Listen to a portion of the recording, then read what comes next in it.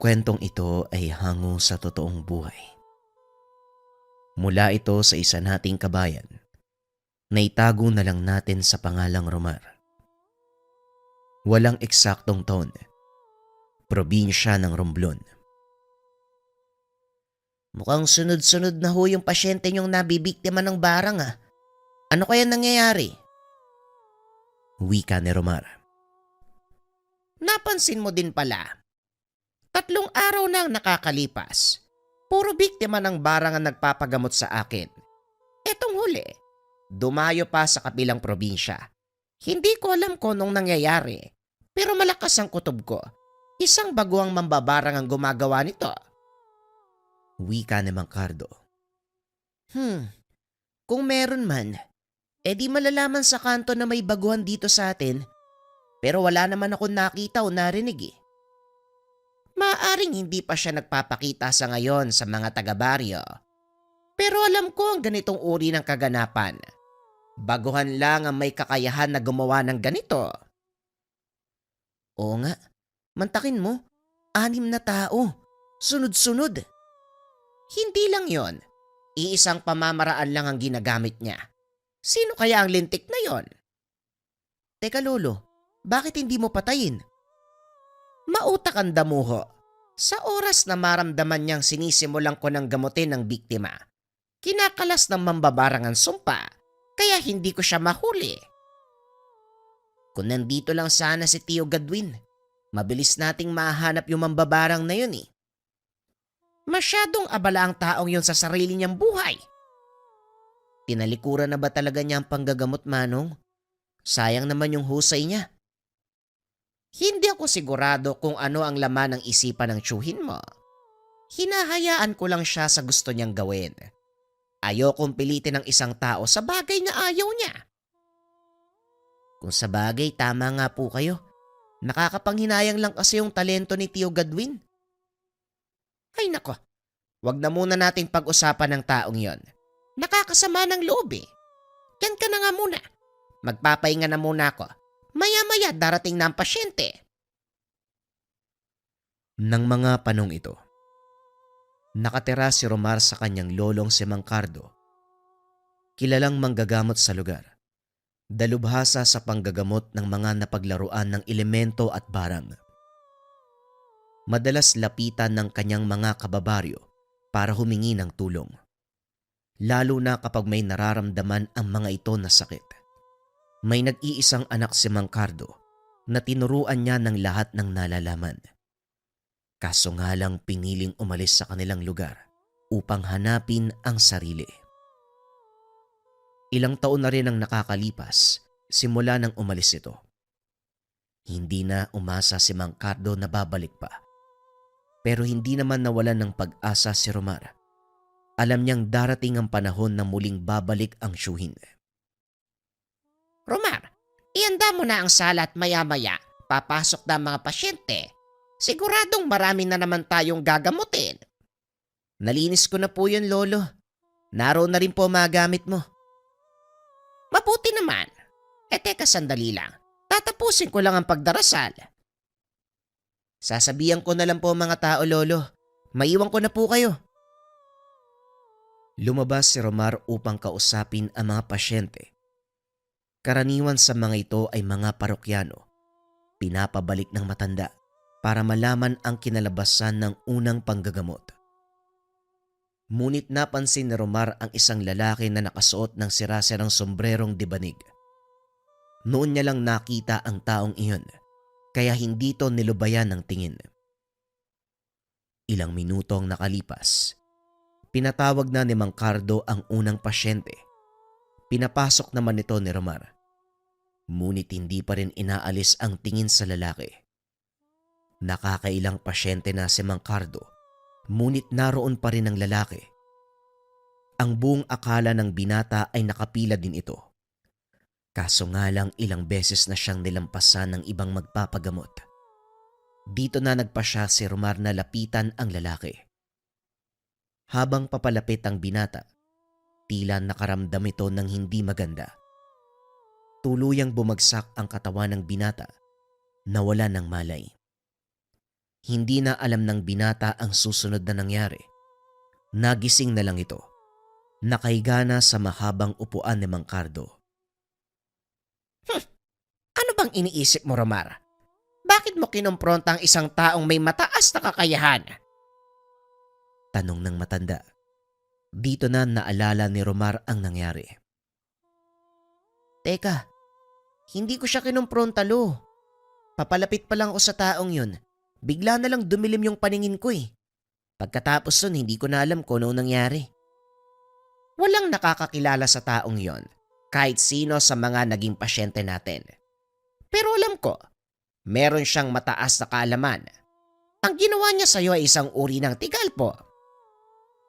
Tigalpo? Ano po yun?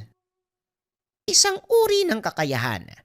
Dasal o salitang ibinabato sa pamamagitan ng pag-ihip o simpleng pagbulong sa hangin. Normal na mawalan ka ng malay dahil wala kang suot na depensa. Ilang beses ko nang sinabi sa'yo na huwag mong tatanggalin ang pangontrang ibinigay ko.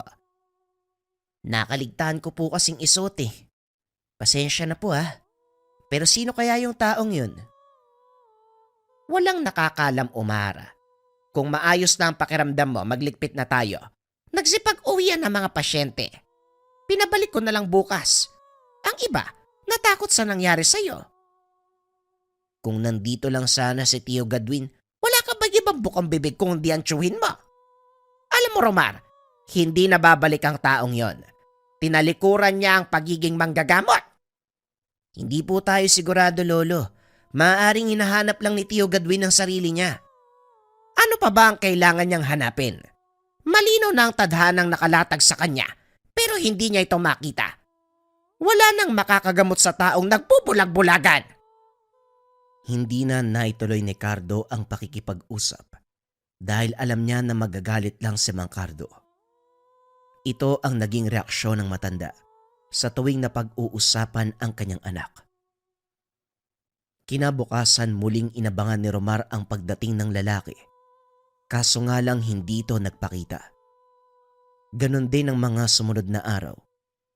Sa isip ng dalawa, maaaring napadaan lang ito. Inobserba ng pamamaraan ng panggagamot ni Mang Cardo. Pero ilang linggo ang lumipas. Wala namang nangyaring kakaiba. Maliban sa mga tipikal na kasong ginagamot ni Mang Cardo, nasanay na din si Romar sa mga sanib at laro ng mga engkanto. Unti-unti na rin siyang nasasanay sa mga pasyenteng biktima ng barang. Habang tumatagal, talagang parami ng parami ah. Ano bang gustong palabasin ng mambabarang na yan? Mukhang hinahamon ka yata, Lolo ah. Yan din ang pakiramdam ko. Pero isang bagay lang ang gumugulo sa aking isipan. Kung talagang hinahamon ako ng mambabarang, bakit hindi niya gawin ng harapan? Sa kabila ng murang edad, malawak na ang pag-unawa ni Romar sa mga bagay-bagay, kaya hindi niya tinigilan ang pag-iisip ng mga dahilan kung bakit ginagawa ito ng mambabarang. Nang mga sumunod na araw, napag-utusan ni Mang Cardo ang binata na kumuha ng ilang halamang gamot sa gubat. Kabisado na ni Romar ang daan kung saan ito makukuha ni Mang Cardo.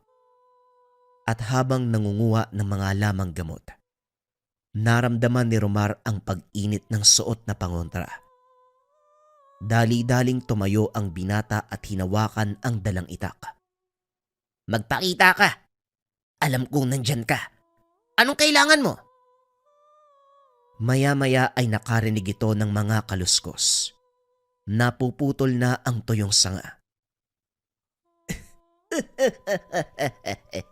Napakatapang mo naman. Pero walang magagawa ang talim ng itak mo sa akin. Bakit ka nandito? Anong kailangan mo? Simple lang. Gusto kong iatid mo ang mensahe ko sa matandang manggagamot. Biglang nanigas ang katawan ni Romar. Nabitawan nito ang hawak na itak. Pilit iginagalaw ng binata ang mga kamay, ngunit tila may kung anong nakapigil dito. Huwag mo nang pilitin pang gumalaw dahil lalo ka lang masasaktan. Sabihin mo kay Mang Cardo, palabasin niya si Gadwin kung ayaw niyang matikman ng kalupitan ko. Wika ng lalaki habang naglalakad paikot kay Romar. Nagawang igalaw ng binata ang mga kamay. Sinubukang suntukin ng lalaki, kaso nga lang nakaiwas ito. Sino ka ba? Bakit mo kilala si Gadwin? Kilala ako ni Gadwin at kung gusto niyong matapos na ang lahat ng ito, iparating niyo sa kanya ang hamon ko. Matapos magsalita, kagad siyang naglaho. Sinigurado ni Romar na walang nakasunod sa kanya. Dali-daling umuwi at sinabi sa matanda ang nangyari. Totoo ba ang sinasabi mo, Romar? Paano niyang nakilala si Gadwin? Yan nga din po ang tanong ko, Lolo. Baka minsan na silang nagkaharap ni Tio Gadwin. Baka kung anong kalokohan ang ginawa ni Gadwin, malilintikan talaga sa akin ang tiyuhin mo. Kaso hindi natin alam kung nasaan siya. Wala din akong magagawa dahil wala akong ideya kung saan nagsuot ang damuhong yon. Gusto niyo po ba hanapin ko? Magsasayang ka lang ng oras at pagod, Romara. Mas makakabuti kung paghahandaan na lang natin ang mga susunod na mangyayari. Hindi ho ba kayo natatakot? Baka sa susunod na pag-atake ng mambabarang na yon, mas malala pa ang gawin niya, Lolo. Natatakot din ako at inaasahan ko na ang mga mangyayari. Kaya nga kailangan nating maging alisto. Sa kabila ng pagbabawal ni Mang Cardo, nagpa siya si Romar na hanapin ang tiyuhin. Natatakot ito sa mga posibleng mangyari, lalo pat nagawa nitong lusutan ang depensa ng suot na pangontra ni Romar. Hindi nawala sa isip ng binata ang itsura ng lalaki. Bigla itong napatayo sa kanahigaan nang mapagtanto na iba ang taong yon sa lalaking pumunta sa kanila. Dali-dali itong lumabas ng silid. Saktong nasa sala pala si Mang Cardo. Lolo, naalala mo yung lalaki nagpunta dito nung nakaraan? Yung nagbato ng tigalpo sa akin? Ngayon ko lang po napagtanto, magkaiba sila eh. Nakita kong itsura ng taong yon. At masasabi ko, iba din yung nakita ko sa gubat kanina. Sa palagay ko, iisang tao lang sila. May kakayahan na magpalit ng anyo at manggaya ng ibang imahe ang mga mambabarang. Isa ito sa natural nilang kakayahan. Ginagamit nila ito upang hindi madaling makilala, kaya huwag kang magpapalinlang. Hindi, Lolo. Alam kong ibang tao rin yung nakita ko sa gubat. Mas magaan ng puwersang ginamit nung nauna kaysa dito sa isa. Ramdam ko ang lakas na matigalpo niya. Pero doon sa una, payapa ang pakiramdam ko . Bakit ngayon mo lang sinabi? Pasensya na po, Lolo. Ngayon ko lang din naisip . Mukhang may ideya na ako kung sino ang taong pumunta dito. Sino po, Lolo? Ang Tio Gadwin mo. Ngayon hindi na ako nag-aalala dahil alam kong nandyan lang siya sa paligid. Si Tio Gadwin? Kung siya yun, bakit hindi niya ako hinayaang makalapit? Siguradong may matinding dahilan sa ginagawa niya. Ano man yon? Ipagpasalamat na lang natin na kahit papano, hindi nakalimot ang tiyuhin mo. Kaya pala pamilyar ang presensya ng taong yon. Kung ganun, nararamdaman mo siya, Lolo? Oo, pero hindi ko nagaanong binigyan ng pansin. Kinabukasan, nagpatuloy sa normal na gawain ang maglolo. Maraming pasyente ang nagpunta. At gaya ng sinabi ni Romar, bumalik ang mga pasyente nitong nabiktima ng barang. At sa pagkakataong iyon, mas malala ang ginawa ng kalaban. Lolo, mukhang nagkatotoo yung sinabi ng tao . Hindi ako nababahala, Romar. Alam ko ang gagawin, kaya huwag kang matakot. Malaki naman ang tiwala ko sa iyo, Lolo. Alam ko makakayanan mo ang hamon ng taong yun. At isa pa, nandiyan naman si Tio Gadwin. Hindi niya tayo papabayaan. Magtiwala ka lang sa tiyuhin mo. Ngayon alam ko na kung bakit hindi siya nagpakita sa loob ng maraming taon. Nagpapalakas ang taong yon at nag-aral pa ng ibang kalaman. Sa bawat araw na nagdaan, patuloy na lumala ang kondisyon ng mga pasyente. Ngunit nanatiling kalmado si Mang Cardo. Bagaman nagagawa niyang lunasan ang mga sakit, paulit-ulit lang itong bumabalik. Unti-unting nararamdaman ng matanda ang panghihina. Hanggang isang araw, kusa nang bumagsak ang katawan. Romar, sabihan mo mga magpapagamot. Hindi ko sila mahaharap ngayong araw. Humingi ka ng dispensa at kung maaari, pabalikin mo sila bukas. Sige po, Lolo. Ako na pong bahala sa kanila. Magpahinga na po kayo. Lumabas ang binata at hinarap ang mga pasyente. Papauwiin na sana nito ang mga tao. Ngunit nanlaki ang mga mata niya nang makita ang lalaking nakasuot ng sombrerong debanig. Nakaupo ito sa sala habang kausap ang isang pasyente. Natulala sa kinakatayuan ng binata. Hindi to makapaniwala na nagbalik na ang tiyuhin. Oromar, anong tinutunganga mo dyan? Bakit hindi mo kunin ang mga lana? Magsisimula na ako sa panggagamot. Wika ni Gadwin. Dali-dali namang kumilos ang binata. Tarantang inabot ang mga gamit sa tiyuhin. Kayo nga po ba yan, Tio Gadwin? Sino pa ba sa tingin mo? Kayo din po yung lalaking pumunta dito Yung nagbato ng tigalpo sa akin Oo, ako nga yun. Sinubukan ko lang kung lumakas ka na.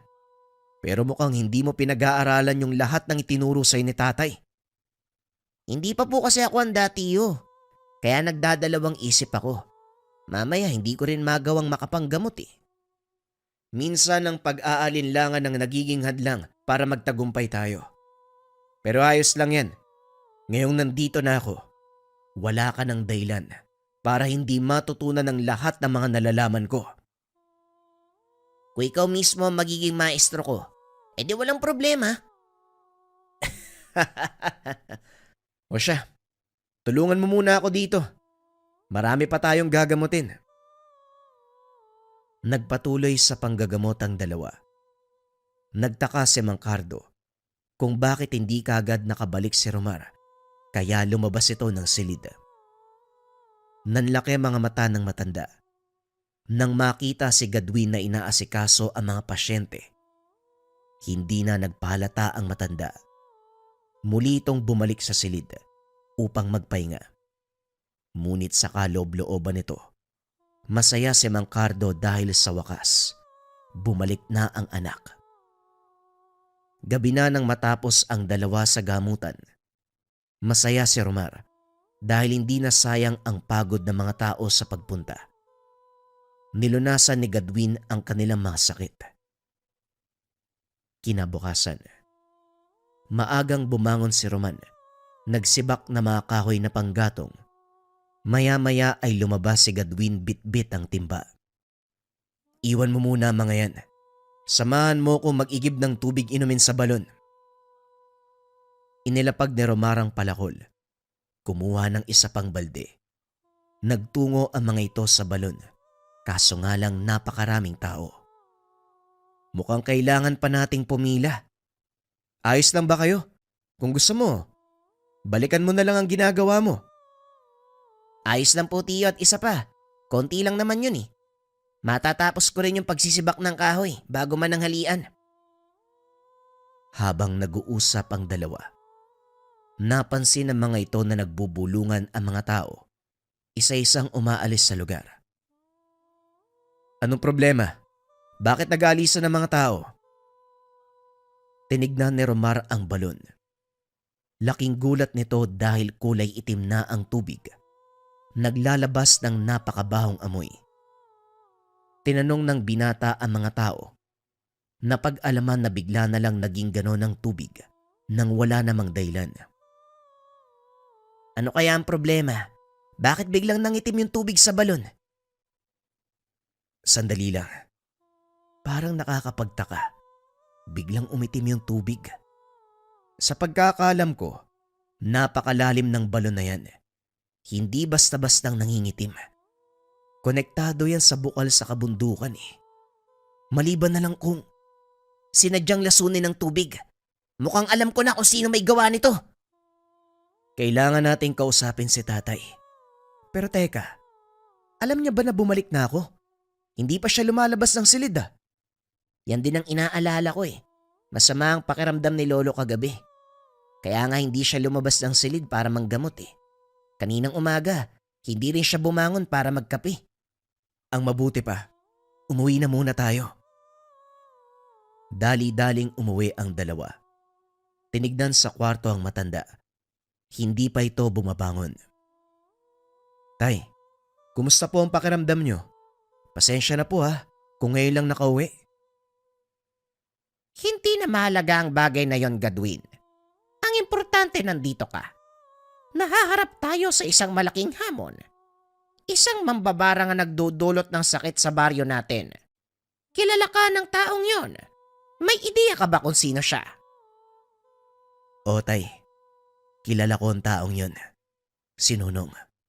Minsan ko na siyang nahuli nang barangin niyang isa sa mga naging pasyente ko. Ang pagkakamali ko lang, binuhay ko pa siya. Siguradong naparito siya para magiganti. Masyado nang maraming pinahirapan ng taong yon. Sa palagay ko, oras na para tapusin mo ang sinimulang laban. Yun din ang dahilan tay kung bakit ako lumantad. Ang totoo niyan, hindi naman talaga ako lumayo eh.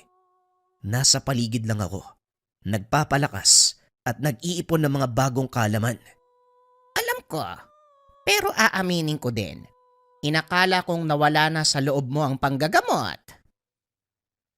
Hindi maaaring mangyari yun tay. Ito ang buhay na nakagisnan ko at hindi maaaring talikuran ang katungkulang sinumpaan natin sa Diyos Ama. Ako lang pala ang nag-iisip ng masama. Pasensya ka na anak, dahil napakahina ko na ngayon, hindi na kagaya ng dati. Hindi ka uminatay.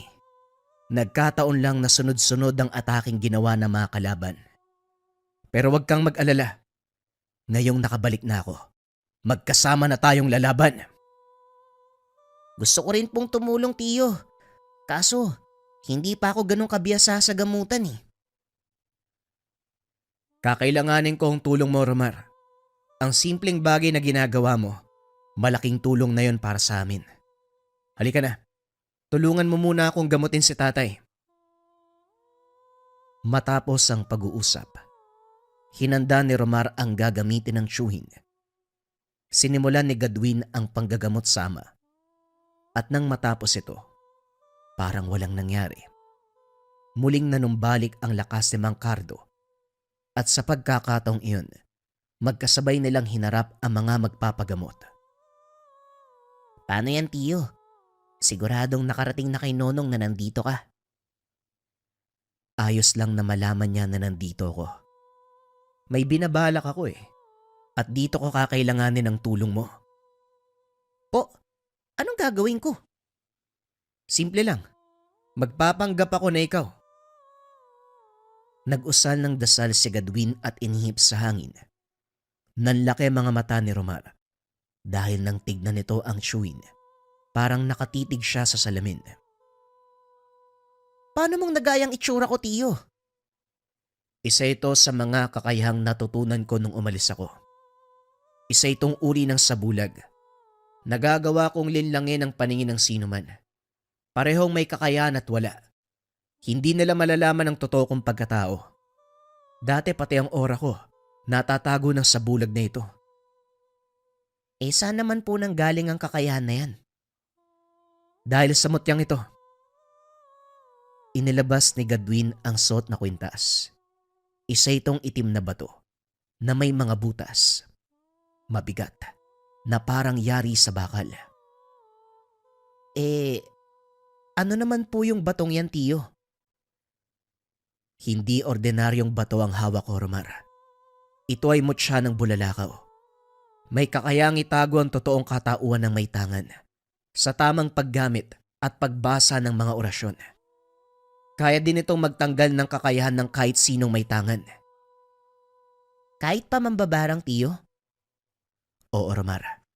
Kahit ang pinakamalakas na mambabarang, kayang tanggalin ang kakayahan.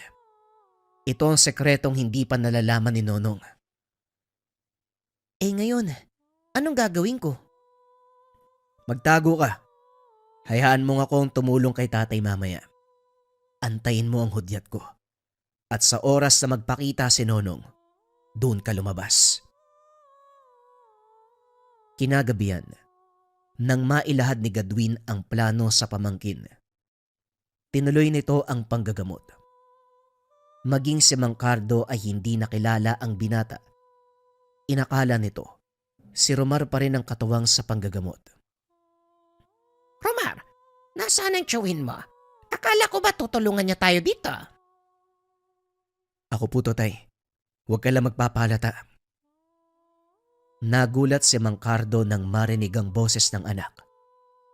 Aba, anong kalokohan ang ginagawa mo, Gadwin? Ano bang balak mo?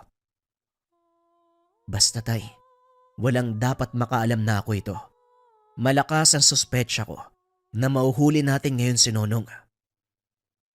Pag-uusap ng mag-ama. Maya-maya ay isa sa mga pasyente ni Mang Cardo ang dumating. Ang isang ito ay biktima ng mambabarang. Humanda ka na. Susubukan ko siyang hulihin. Hindi na kailangan, tay. Kailangan mo lang malaman kung saan siya nagtatago. Nang sa ganon ako mismo ang pumunta sa kanya. Paano kung gagawin yon? Bago ko pa malaman, kagad na siyang kumakalas. Ilang beses ko nang sinubukan ang bagay na yon, pero hindi ko talaga magawang huliin ng mambabarang. Pinakiusapan ng matanda ang mga tao na kailangan niyang unahin ng nabarang dahil nag-aagaw buhay na ito. Pumayag naman ang mga tao. Sinimulan ng dalawa ang panggagamot. At sa tulong ng mga bagong kaalaman ni Gadwin, nagawa niyang pasanibin ang mambabarang. Sa palagay ko, nasa katawan ng pasyente mo, mambabarang. Huwag ka magpapala, tatay. Hindi niya alam na nandito ako. Anong ginawa mo? Pati ang boses mo nagbago. Paano mo siyang naigapos sa katawan ng pasyente? Sa susunod ko na ipapaliwanag, tay. Sa ngayon, subukan mo magtanong. Sikapin mo magtagal ang pag-uusap. Hanggang 5 minuto lang ang kaya kong itagal, Gadwin. Masyado nang mahaba ang 5 minuto, tay. Kaya kong matunton ang kinaroroonan niya sa loob lang ng 3 minuto. Sinimulang kausapin ng matanda ang mambabarang na nakasabit sa katawan ng pasyente. Kaso nga lang hindi ito nagsasalita. Alam ng matanda na nakasapi na ito dahil iba ang kilos ng kanyang ginagamot. Patuloy na nagsasalita ang matanda, nagtatanong ng kung ano-ano, hanggang sa tuluyang matukoy ng binata ang kinaroroonan. Mukhang walang pag-asang sumagot ang mambabarang na ito, anak. Anong susunod mong gagawin? Ako nang bahala, tay. Asikasuin mong pasyente. Halika na, Romar. May tutugisin tayong mambabarang. Hindi na nagtanong pa. Bagaman nag-aalala kay Romar, sinigurado ng binatang pangangalagaan ang pamangkin. Pinuntahan ng dalawa ang pinagtataguan ni Nonong. Nakita nila itong nakatayo sa labas ng bahay. Pawis na pawis. Nang mga sandaling ito, 2 Romar ang nakikita ng mambabarang. Anong ginagawa mo dito, bata? Huwag mong sabihin na ikaw ang nakasagupa ko kanina. Ako nga. Bakit hindi ka naniniwala? Imposible. Alam kong wala kang kakayahan. Ni hindi mo nga nagawang protekta ng iyong sarili nung una tayong magkita.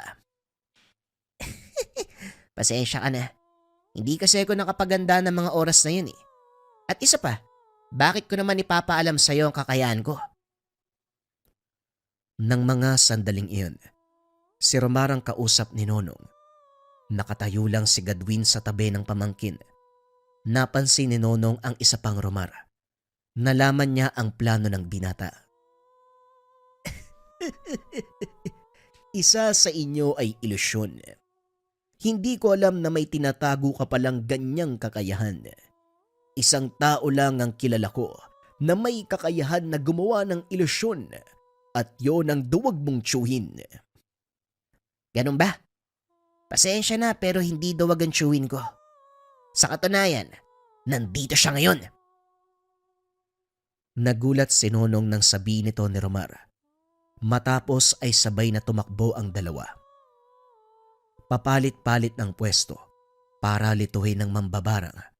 Kaso nga lang nakagawa ito ng paraan para matukoy kung sino sa kanila si Gadwin. Nagbato ng tigalpo. Tinamaan si Romar at natumba. Naiwang nakatayo si Gadwin. Hindi mo ko malilin lang, Gadwin. Ginamit mo pa ang pamangkin mo para lansin ako. Nandamay ka pa ng inosente. Huwag mo kong alalahanin, tiyo. Ngayon na ang pagkakataon para matalo mo ang taong yan. Huwag mong sayangin. Nagulat si Nonong. Nakapagsalita pa si Romar sa kabila ng malakas sa tigalpong ibinato. Paano mong nagawang makapagsalita? Malakas ang tigalpo na ibinato ko sa'yo. Dapat paralisado ang buong katawan mo. Huwag ka nang magulat, Nonong. Hindi lang ikaw ang umuunlad sa larangan ng lihim na karunungan. Hindi na nagsayang ng pagkakataon si Gadwin. Dali-dali itong tumakbo papunta sa kinakatayuan ni Nonong. Idinikit sa katawan ng mambabarang ang hawak na mutya ng bulalakaw. Nung una, hindi nito nararamdaman ang epekto. Ngunit nang maglaon, unti-unting bumigat ang pakiramdam. Hanggang sa tuluyang nakalas ang binato niyang tigalpo kay Romar. Nangangahulugan, nawawala na ng bisa ang kanyang mga dasal pang proteksyon. Ano tong idinikit mo sa akin? Tanggalin mo. Bitawan mo ko. Bakit? Ramdam mo na ba ang unti-unting pagkalas ng kakayahan mo? Yan ang epekto ng mutya ng bulalakaw. Unang tatanggalin nito ang kakayahan mo sa paglalagay ng depensa. Ikalawa, higupin ito ang anumang enerhiya mula sa katawan mo at sa mga mutyang tangan. At ang pinakauli, tuluyan ka ng hindi makakagamit ng dasal. Mawawala ang kakayahan mo sa pambabarang. Walang yaka, pagbabayaran mo ang ginawa mo sa akin. Hindi pa ito ang huli nating pagkikita. Magbabalik ako at maniningil. Ikinalulungkot ko, Nonong. Pero hanggang dito ka na lang. Noon pa sana kita tinapos eh. Kaso, may awa pa akong naramdaman. At aaminin ko, umasa ako magbabago ka eh. At gagamitin ang kakayahan sa tama. Pero nagkamali ako. Nabulag ka sa kapangyarihan at salapi. Ito ang kabayaran sa lahat ng ginawa mong pagkakasala. Hawak pa rin ni Gadwin ang mutya habang nakadikit sa katawan ni Nonong. Unti-unting tumanda at tila natuyo ang balat ng mambabarang hanggang sa tuluyang naging abo. Dito naglakas ang labang nagsimula. Maraming taon na ang nakakaraan. Tuluyang gumaling ang mga tinaniman nito ng sakit. Ngayong wala na si Nonong, siguradong hindi na babalik yung sakit ng mga pasyente, tiyo. Huwag ka magpapakasiguro, Romar. Maraming gaya niya sa paligid na maaaring magasik ng lagim anumang oras. Kaya handa mo ang sarili mo dahil magsisimula na ang totoo mong pagsasanay. Pag-uusap ng dalawa. Tinuruan ni Gadwin ang pamangkin sa larangan ng panggagamot. Kalaunan nagawa nitong matutunan ang lahat ng karunungan taglay ng kanilang angkan. Si Romar ang humalili sa kanyang lolo Cardo. Samantalang si Gadwin, patuloy lang na inaalalayan ang binata sa kanyang magawain. Sa kasalukuyan, patuloy pa rin nanggagamot si Romar. Bagaman wala na ang lolo at Shuin, taglay nito ang mga karunungang namana. Ang isang uri ng mutya na humihigop ng lakas ng lihim na karunungan. Bagong istorya pa rin ang kasunod, mga kabayan. Simula na ang kwento. Ang kwentong ito ay hango sa totoong buhay. Mula ito sa isa nating kabayan na itago na lang natin sa pangalang Gino. Walang eksaktong taon, probinsya ng Masbate. Paminsan kung sino pa ang inakala nating masama, siya pa ang may mabuting kalooban. Ito ang kasabihan na napatunayan ng ating tampok na karakter. Isinilang sa pamilyang Kristiyano itong si Gino. Pastor ang ama, at ang ina ay naglilingkod din sa kanilang simbahan bilang guro. Nagtuturo ito ng katekismo sa mga batang miyembro. Ibinibigay ang aral ng salita ng Diyos.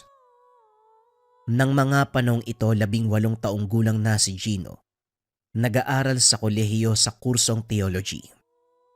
Balak nitong sundan ang yapak ng ama, maging isang pastor.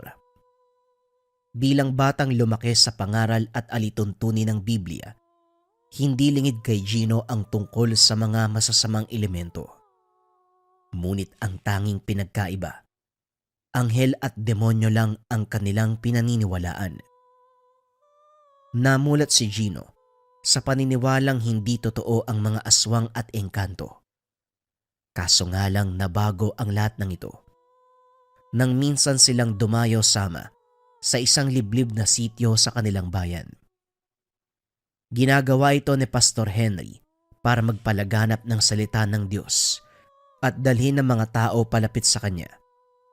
Kaso nga lang hindi naging maganda ang karanasan ng mag-ama sa sityong iyon.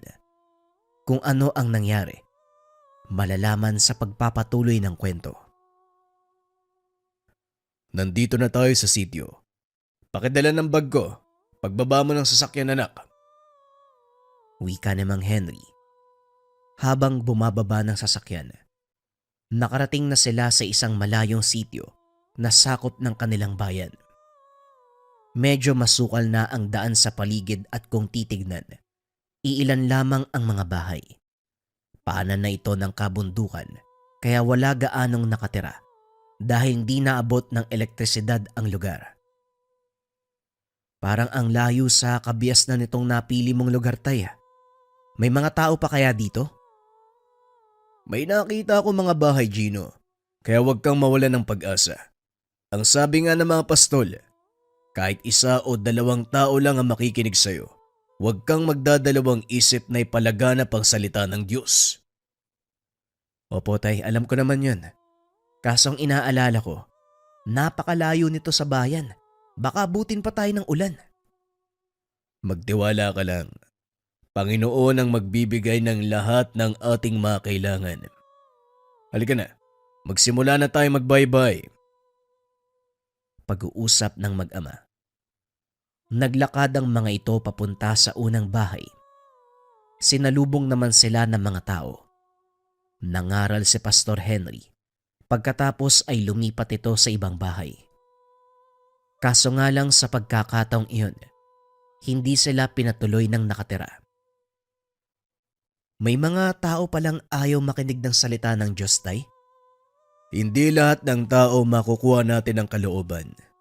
Minsan panapanahon lang yan eh. Siguro hindi pa oras para marinig nila ang magandang balita. Hindi pa sila tinatawag ng Panginoon. Pero darating ang oras, sila mismo maghahanap ng karian ng Diyos. Wika ni Mang Henry. Habang nag-uusap ang mag-ama, may lumapit na matandang babae. Mukhang uulan na. Bakit hindi mo na kayo tumuloy sa aking tahanan? Ay naku, oo nga po. Maraming salamat, nanay ha. Pero tutuloy na lang po kami siguro sa pagbaba ng bayan. Hindi na kayo makakadaan sa kalsada. Maya-maya lang, balot na ng putik ang daan. Tignan nyo, umuulan na sa taas ng bundok.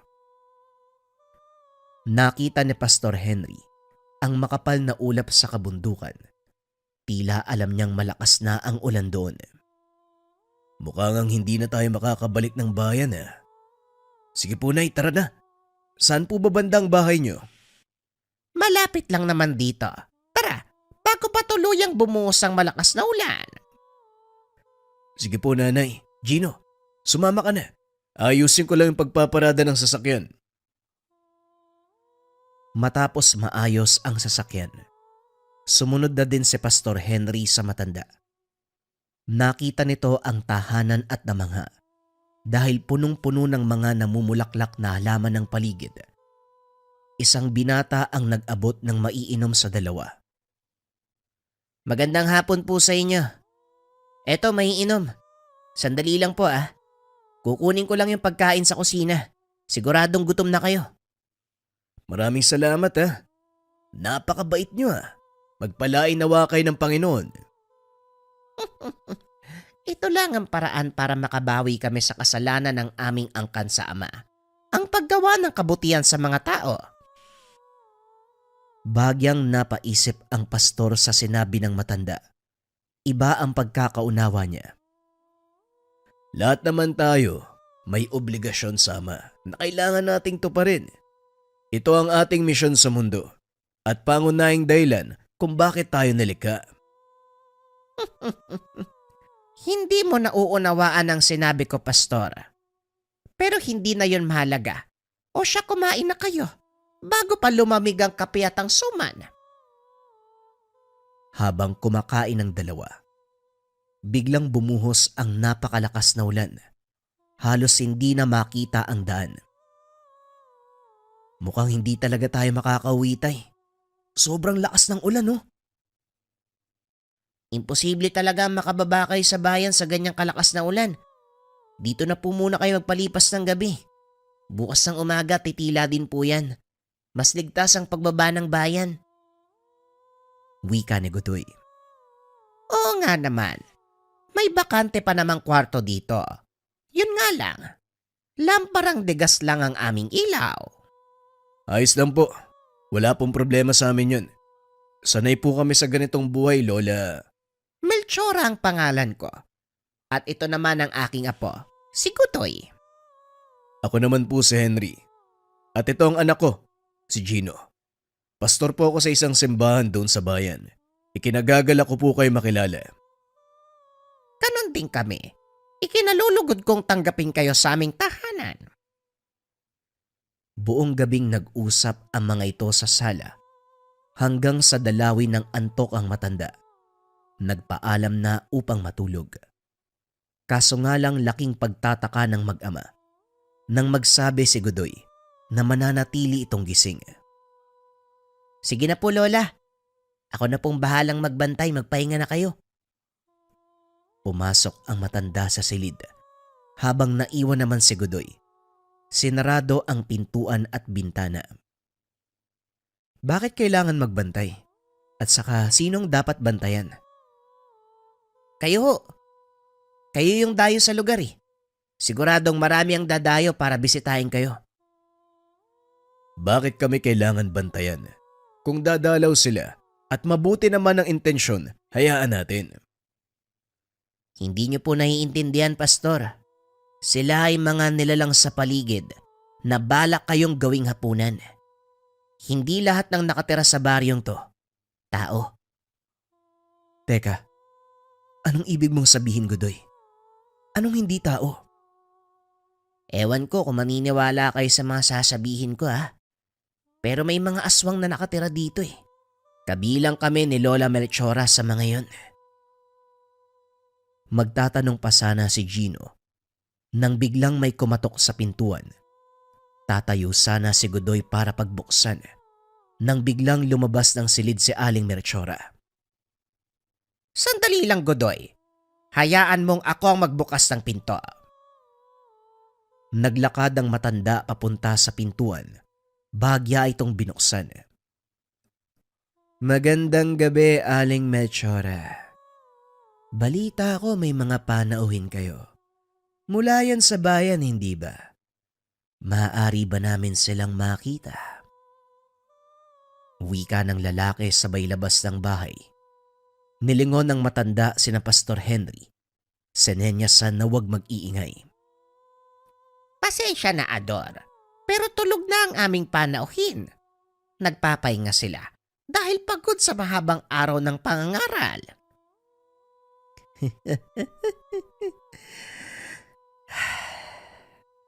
Naaamoy ko ang mga panauhin. Baka naman pwede silang masilip kahit sandali lang. Magtigil ka, Ador. Baka nakakalimutan mong nasa pamamahay kita. Batas ko ang masusunod dito. Guys, bakit ba ang hilig mong ipagtanggol ang mga dayo? Wala naman silang ginawa kung hindi tuligsain ang uri ng pamumuhay na meron tayo. Wala tayong dapat pag-usapan tungkol sa bagay na yan. Sinabi ko sa inyo noon pa man, wag na wag niyong gagalawin ang mga bisita ko o sino mang dadalaw sa aking pamamahay. Bagyang tumaas ang boses ng matanda. Dito na nakaramdam ng tensyon si Gino, kaya binulungan si Godoy. Sino ba ang mga taong yan? Bakit gusto nilang pumasok? Sila ang mga sinasabi ko sa inyo. Kaya hanggat maaari, huwag kayong gagawa ng ingay. Nagkatinginan ang mag-ama. Sa pagkakataong ito maging si Pastor Henry, unti-unti nang nakakaramdam ng takot. Ramdam ni Gino na may kung anong gumagalaw sa bubong, kaya muli itong nagsabi kay Godoy. Parang may tao sa bubong ah. Anong ginagawa nila? Bakit sobrang porsigido nilang makapasok? Gaya ng sinabi ko sa iyo kanina, balak nila kayong gawing hapunan. Halika na, Gino. Pumasok tayo sa silid ni Lola Melchora. Doon mas ligtas kayo. Hindi magagalaw ng mga nasa labas. Sinasabi mo ba na aswang ang mga tao na nasa labas ng bahay? Hindi kaya mga lasing lang na nanggugulo? Maniwala kayo o hindi, Pastor. Mga aswang ang taong nasa labas. Dumito lang kayo sa silid. Wag na wag lalapit sa bintana. Delikado. Kami nang bahala ni Lola. Matapos magsalita, sinarado ni Godoy ang pintuan at lumapit sa matanda. Naroon pa rin ang taong nagngangalang Ador. Pilit tinutulak ang pintuan. Sige na, tanda. Papasukin mo na kami.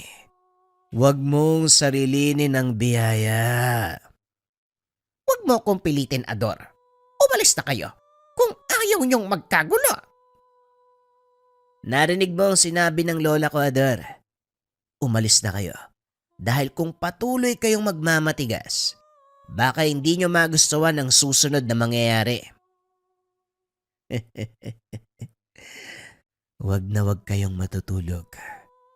Dahil sa oras na ibaba nyo ang depensa nyo, hindi kami magdadalawang isip na pasukin ang tahanan. Punong-puno na kami sa pagtatanggol na ginagawa nyo sa mga tao.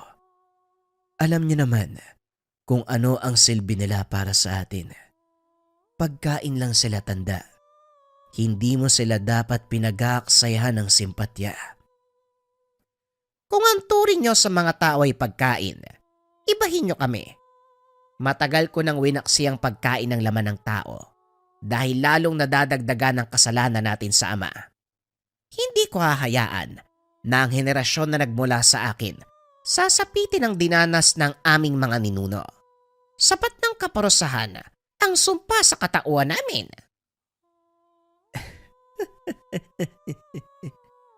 Pinapatunayan mo lang na mahina ka, Aling Melchora. Hindi na ikaw ang tinitingala at kinakatakutang pinuno ng mga aswang. Siguro panahon na para may pumalit sa'yo. At anong gagawin mo, Ador? Huwag na huwag kang magkakamali dahil hindi ko kayo uurungan. Nare-respeto namin ang inyong paniniwala kaya sana ganun din ang gawin nyo. Huwag na huwag mong iisipin na mahina kami. Hindi lang laman ng tao ang nagbibigay ng lakas. Subukan niyong manggulo ngayong gabi. Matitikman niyo ang bangis ko. Masyado kang mayabang, Godoy. Huwag na huwag kayong matutulog. Sisiguraduhin ko na hindi kayo magigising. Dinig ni Gino ang pinag-uusapan, maging si Pastor Henry. Hindi makapaniwala Napadpad sila sa isang baryong pinamumugaran ng mga aswang. Hindi ko inaakala na mararanasan natin to, Gino. Panginoon, patnubayan niyo kami. Huwag niyo po sanang hayaang mapahama kami ng anak ko sa kamay ng mga nilalang na ito. Wika ni Pastor Henry. Maya-maya ay pumasok si Godoy sa silid. Nakangiti ito. Patunay lang na wala ng panganib sa labas. Umalis na sila, Pastor. Kaya maaari na kayong lumabas ng kwarto. Maraming salamat sa Diyos. Pero kumusta ang Lola Melchora mo? Maayos po siya, Pastor. Wala pong makakapanakit kay Lola dito. Ginagalang po siya ng lahat ng mga aswang eh. Maliban na lang kay Ador. Talagang napakasama ng ugali ng isang yun. Pasensya na kayo kung humantong sa ganito ang inyong pagbisita. Godoy, alam kong hindi matatapos ang gabing ito nang walang gagawin si Ador. Maging alisto ka. Huwag hahayaang nakabukas sa mga pintuan. Opo, Lola. Ako na pong bahala sa mga yun. Hindi ko hahayaang madampian ng kamay nilang mga bisita natin. Inakala ng pastor na hindi na babalik ang mga aswang dahil tahimik na ang buong paligid. Lingid sa kaalaman ng mga ito, napansamantalang katahimikan ang mararanasan. Ilang minuto ang nakalipas. Muling kumalabog ang bubong ng bahay. Napatayo si Gino at lumapit sa ama. Talagang hindi titigil ang mga lintik na to ah. Lola, payagan niyo po akong harapin sila. Kung hindi niyo yun gagawin, siguradong hindi sila titigil. Kung sa bagay tama ka, Godoy. Pero mag-iingat ka dahil tuso si Ador. Kahit pangkaraniwang aswang lang siya, may kalakasan pa din. Alam ko, Lola, pero hindi uubra sa akin ang lakas na yon. Lumabas ng tahanan si Godoy upang harapin ang mga aswang na nanggagambala. Sumilip naman sa siwang ng bintana si Gino para makita ang mga pangyayari. Nakatayo sa bakuran si Godoy habang bumubuhos ang malakas na ulan. Hinahamon nitong lumabas si Ador at harapin siya sa isang laban. Kaso nga lang walang nagpakita. Alam ng binata na nasa paligid lang ang mga kalaban, kaya hindi to nagpakampante. Madilim ang labas ng bahay dahil sa malakas na buhos ng ulan. Walang lampara ang nakasindi dahil basa ang mga ito. Tanging liwanag mula sa sulo ng tahanan ang nagsisilbing ilaw. Ngunit namangha ng husto si Gino dahil tila hindi alintana ni Godoy ang madilim na paligid. Manalig ka sa kakayahan ni Godoy. Kung may pinagmamalaki man kami sa pagiging aswang, yun ay ang aking apo. Isa siyang gabunan at taas do kong sasabihin na mula sa aking henerasyon ng batang yan. Ulila na sa mga magulang si Godoy, kaya siya ang nangalaga simula pagkabata. Alam ng matanda, may magandang kinabukasang nag-aantay sa apo. Kaya naman walang pagdadalawang isip itong kinupkop. Maya-maya, nakarinig ng kalabog si Godoy. Ilang sandali lang, isang malaking aso ang nagpakita. Sinugod nito ang binata. Sinalubong naman ni Godoy ang nilalang at pinigilan. Habang nakikipaglaban sa malaking aso, isa pang nilalang ang lumapag mula sa bubong. Sa pagkakataong iyon, figura ng tao ang nakita ni Gino. Sinugod nito si Godoy. Kinalmot sa likuran. Hinawakan ng maigpit ang kalabang aso at buong lakas na hinampas sa isa pang kasama. Kailang bang dalawa ang haharap sa akin? Sayang ang oras ko sa inyo. Wika ni Godoy habang hinihimas ang natamong pinsala. Nanlaki ang mga mata ng Ginoo dahil kitang-kita nito ang paghilom ng sugat ng binatang aswang. Nakakatakot ang anyo ni Godoy ng mga oras na yon. Bagaman nasa anyong tao, nagliliwanag ang pulang mga mata na animoy baga na nagmumula sa sinindihang uling. Muling sumugod ang dalawang nilalang. Kinagat ng malaking aso sa balikat ang binata, habang ang isa walang tigil na pinagsusuntok sa katawan ni Godoy. Nanatiling nakatayo ang binata na parang hindi nararamdaman ang mga atake. Hanggang sa nagawa nitong saluhin ang suntok ng kalaban. Saan mo kinukuha ang lakas na yan? Hindi ka na kumakain ng tao, pero bakit napakalakas mo pa rin? Ito ang sekreto ng aming lahi, Ador. Bagay na kinakatakutan ng karamihan sa inyo. Ngayon ipapamalas ko sa iyo ang rason kung bakit nare-respeto kami ng kapwa natin aswang. Hinila nito ang braso ni Ador. Hinampas sa malaking aso. Napasigaw ang nilalang dahil tumusok sa katawan nito ang matatalas na kuko ni Ador. Sinakal ng binata ang aso at dahan-dahang itinaas. Sinipa nito si Ador. Tumalsik sa malayo. Kinuha ang pagkakataon upang tuluyang tapusin ang kalabang nilalang. Gamit ang kanyang matatalas na kuko, dinukot ni Godoy ang puso ng malaking aso at sa mismong harapan ni Ador, walang pagdadalawang isip na kinain. Halos isuka ni Gino ang lamang loob nang makita ang ginawa ni Godoy. Matapos kainin ng puso, hinarap si Ador na noon ay nanginginig na sa takot. Patawad, Godoy. Hindi na ako ulit pakiusap. Buhayin mo lang ako. Kusa akong lalayo sa lugar.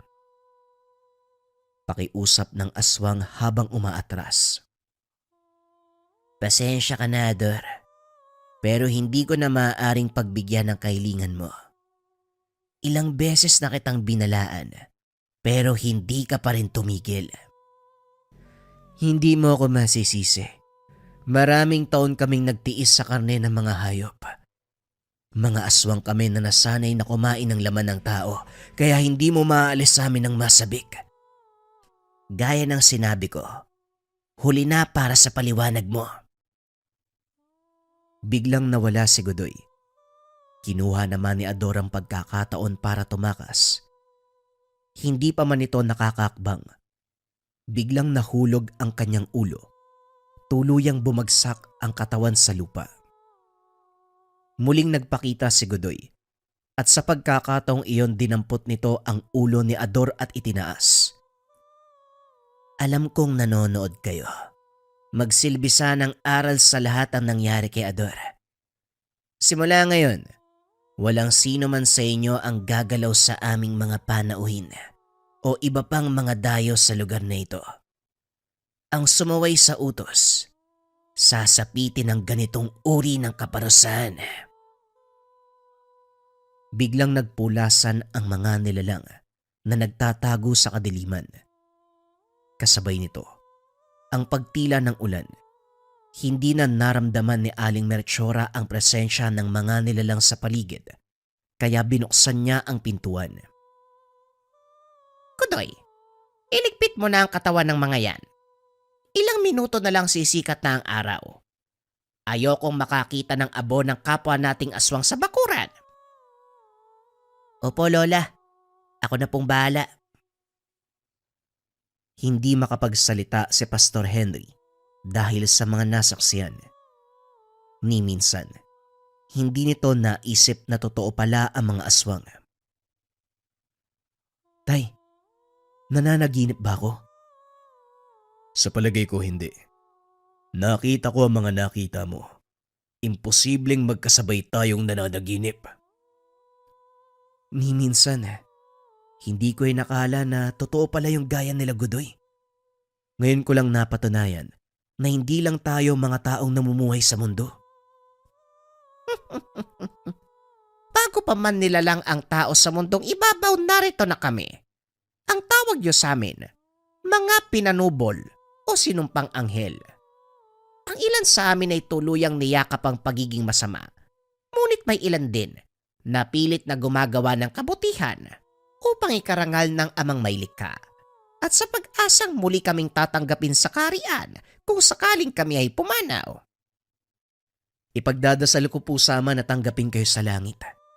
Ngunit kailangan ko rin ng tulong nyo. Ipagpatuloy nyo ang paggawa ng mabuti at pagsunod sa kanyang kalooban. Dahil ang pagpapatawad ng ating Ama ay walang hangganan. Tamang anak ko, Aling Melchora. Nagpapasalamat kami. Dito kami napunta sa lugar nyo. Lalong nabuksan ang aking isip tungkol sa mga bagay-bagay. Aminin ko, tumanda na ako ng ganito, pero kulang pa rin ang mga nalalaman ko. Ilang minutong nakalipas. Sumikat na ang araw. Nagpaalam na ang mag-ama na babalik sa bayan. Nadiskubre nila, hindi totoo ang sinabi ni Aling Melchora na natabunan ng putik ang daan. Ginawa niya lang ito upang mapanatiling ligtas ang mag-ama. Dahil alam niya, susunod sila Ador. Sa pagdaan ng mga araw, paulit-ulit na bumabalik si Gino sa lugar. Naging matalik na kaibigan si Godoy. Kalaunan nakapagtapos ng pag-aaral ang binata, inordinahan bilang pastor. Pinag-aralan nito ng husto ang tungkol sa pinagmulan nila Godoy. Napag-alamang totoo ang sinabi ni Aling Melchora. Bago pa man magsimula ang buhay sa mundo, naunang manirahan ang mga elemento gaya ng engkanto, aswang at mga duwende. Sila ang pinakaunang tagapangalaga na nilikha ng Ama at nang dumating ang mga tao, pinaubayan nila ito. Nagtago sa kalikasan, gumawa ng sariling mundo na hindi nakikita ng mga tao. Bagaman may ilang nabigyan ng kakayahang makapasok at masilayan ang mundo, minabuti nilang wag isa publiko ang mga nalaman para mapangalagaan ang balanse. Isang mahalagang aral ang natuklasan ni Gino sa lugar na yon. Kailanman hindi niya makakalimutan ang karanasan. Sa paglipas ng mga taon, kinakailangan ng binatang umalis sa bayan dahil napili nitong magtayo ng simbahan sa ibang bahagi ng probinsya. Ganun pa man, kahit malayo na sa mga kinikilalang kaibigan, hindi pa rin malilimutan ni Pastor Gino ang kanyang mga karanasan. Lalong-lalo na nang makilala ang mga tinaguriang pinanubol, mga sinumpaang anghel, ang mga aswang.